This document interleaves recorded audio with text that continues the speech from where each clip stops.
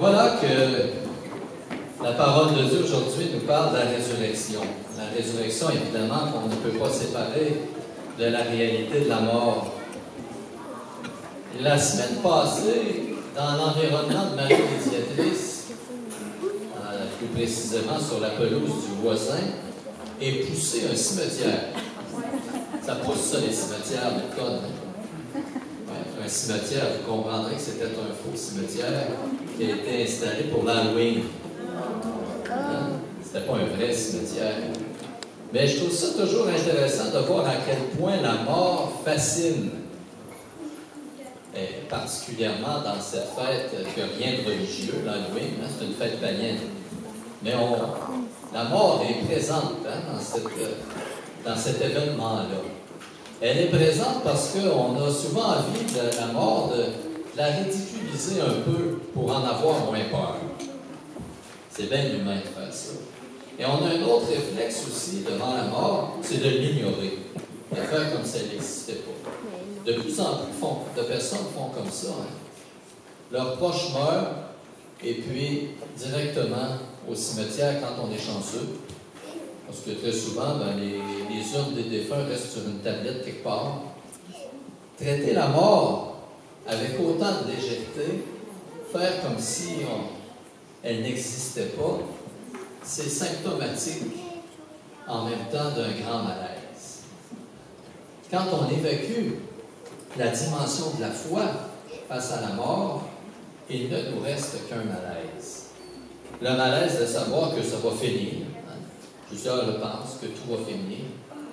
Ou le malaise de rester pris avec nos questions. Qu'est-ce qui va se passer? La foi, justement, nous ouvre un horizon de sens. Et la parole de Dieu aujourd'hui en fait état en nous parlant de la résurrection. C'est ça en quoi nous croyons. Nous, on ne croit pas qu'on va aller rejoindre un grand tout, une énergie. On ne croit pas non plus qu'on reviendra sous une autre forme. Nous croyons à la résurrection, pas seulement au fait que nous allons vivre auprès de Dieu. Ça ne nous suffit pas, nous. Notre espérance est encore plus grande que ça. On croit que rien de nous ne sera perdu, pas même la moindre parcelle de notre corps. Voilà notre foi. Et quand on l'affirme, cette foi-là, ça dérangeait au temps de Jésus, et ça dérange encore. Même au temps de Jésus, il y a des gens qui ne croyaient pas. Il y avait certaines personnes qui croyaient à la résurrection, même avant la résurrection de Jésus. Chez les Juifs, il y avait un groupe qui croyait, et puis un groupe qui ne croyait pas, qui croyait plutôt que pour continuer de vivre, il fallait avoir une descendance. C'est pour ça que dans la parole de Dieu, quand quelqu'un est stérile, ça apparaît comme une grande calamité. Mourir sans descendance, c'était mourir pour toujours. Alors que la descendance assurait une forme de vie.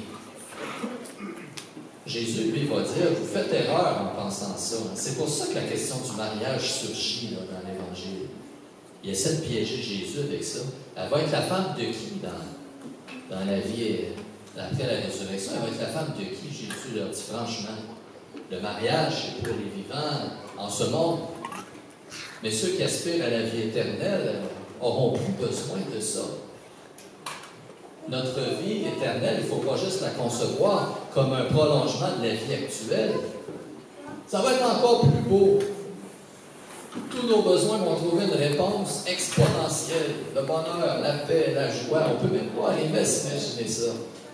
Alors Jésus dit, laissez-moi tranquille un peu. Donnez-moi une pause avec vos questions qui sont liées à notre vie actuelle. La vie éternelle, c'est d'un autre ordre. C'est la communion avec Dieu qui comble tous les besoins.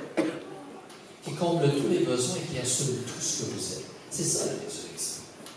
Encore aujourd'hui, peut-être dans votre entourage, il y a des gens qui vous regardent un peu comme les personnages tout à l'heure. Tu crois en ça, toi, la résurrection? Je ne sais pas ce que vous répondez quand ils disent ça.